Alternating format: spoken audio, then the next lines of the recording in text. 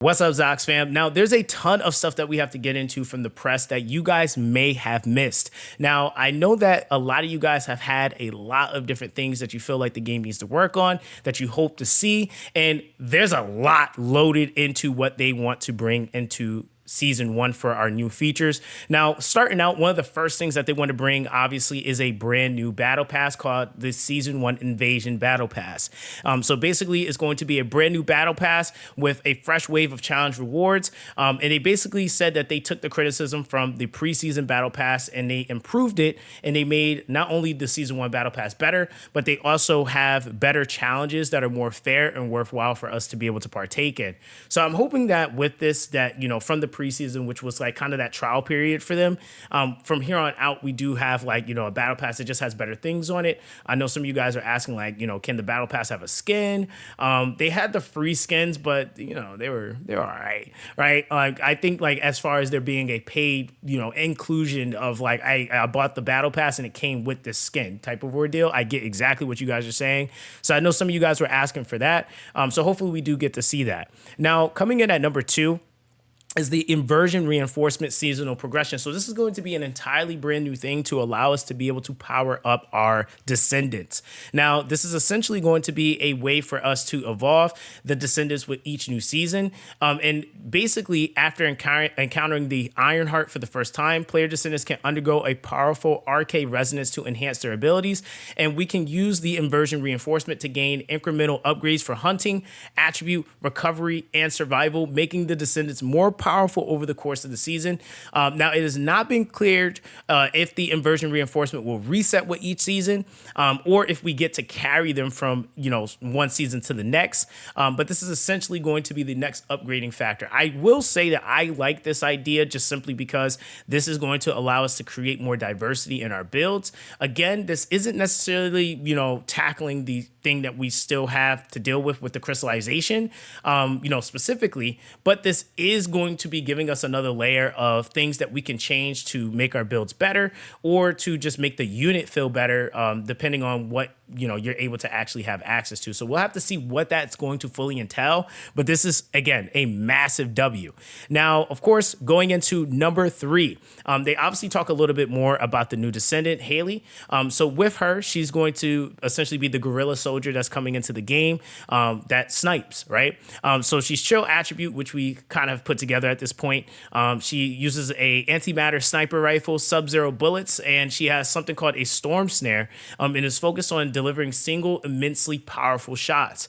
She also has a unique ability to lower her body temperature and actively emit cold air. So there's a lot of different things that we can probably get from that. Like I mentioned earlier, she's probably going to be the best unit for snipers, period, because they're emphasizing the fact that she's a legendary sniper. So why wouldn't you make her the best sniper in the game, right? So that just kind of makes sense. Now, of course, it goes further to say at number 4, an ultimate Descendant, Freyna, another existing Descendant, will also be getting the ultimate treatment. But the difference with this update is that we'll actually be able to take part in the story exclusive, you know, quest line that she has, exploring her past trauma, which is a part of season 1's narrative content.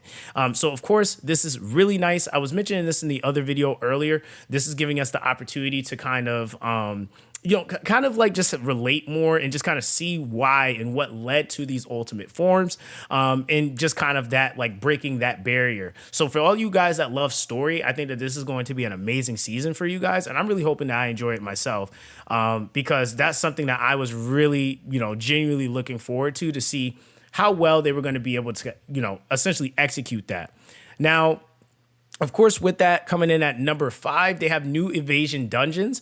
So this is basically a new way to play Invasion Dungeons. Will randomly replace 2 hard mode infiltration operations on rotation, on a rotating schedule, and present brand new and unique obstacles for players to overcome. There are solo missions and are catered toward speed running enthusiasts. The faster you clear an Invasion Dungeon, the greater the rewards you obtain. So this is like Screaming Bunny. This is screaming those speedy Viesas, Valbys. Like, this is going to be great. So I think this is actually giving us a reason to furthermore utilize certain units. Obviously, Bunny being the fastest unit in the game, I'm pretty sure they're going to present some obstacles for her as well. So you might have to shift to some of the other ones that are maybe, able to buff themselves or speed themselves up slightly. So this is going to be really, really cool. Now, on top of that, they also have the invasion dungeons play different than existing game content with new mechanics and objectives. So that's what I was saying. Like, we might get some different barriers. There might be other things that come into play that maybe we might be able to use a character to speed run that normally couldn't, right? So there's a lot of things that's kind of jam-packed into that. And I'm actually really excited for all of this content that we're going to get in the game. Now, coming in at number 6, another Void Intercept boss. So this Colossi is supposed to be apparently replacing Gluttony as the most challenging boss in the game. Death Stalker is officially, I guess, the name of this unit or of this Colossi. And it specializes in hunting down Descendants and is a toxic attribute monster that strikes from the shadows. There will be new mechanics here that players will have to unravel in order to have a shot at winning. I'm assuming that there's probably going to be something attached to this, some of the transcendences, probably some of the weapons as well, probably do the same thing that they just did with the new weapon that they dropped for Gluttony. So we're going to probably see something similar to that. Gluttony is kind of ridiculous, so I think they're really honestly like sending us into this other arc right now, and we just have to kind of get prepared for it. So I'm going to try my best to prepare you guys as much as I can, but man, this game is definitely giving us a little bit of a run for our money with the gimmicks and the mechanics that they're putting into the game. Now, with number 7, this is getting into the ultimate weapons. Now, I think my post just disappeared. There we go. Number 7, here we go. This is getting into the ultimate weapons. So it says the First Descendant armory is increasing with the arrival of two new ultimate weapons, including Excava and the Frost Walker. So Excava is the Season 1's Battle Pass reward ultimate weapon and is a modified assault rifle that occurs charge as you fire it. So it eventually is accumulating in a powerful energy grenade. So that sounds kind of sick. Is this going to possibly be that broken to where like people that don't have the battle pass are probably going to need it or want it? I don't think they're going that route with the battle pass. At least I hope not. I just think it's going to be a nice addition if you get the battle pass, which I think is still, a really nice thing, especially if you're putting money into the game. Now, Frost Watcher is a new chill-focused scout rifle that can be obtained by playing Season 1 content, and it both reduces chill resistance of enemies and enhances the damage of chill attribute skills, making it perfect for Viesa and Haley. Now, I'm actually kind of interested to see how, Haley's going to be able to use things like the oh my God, I forgot what the charge beam gun is in the game. But you guys know exactly what I'm talking about. It literally lowers chill resistance. I can't think of the name right now. But that lowers chill resistance, and it's just kind of like a constant damage. So I wonder if like she would be able to do something within her kit that kind of buffs that gun. But we just have to kind of wait and see.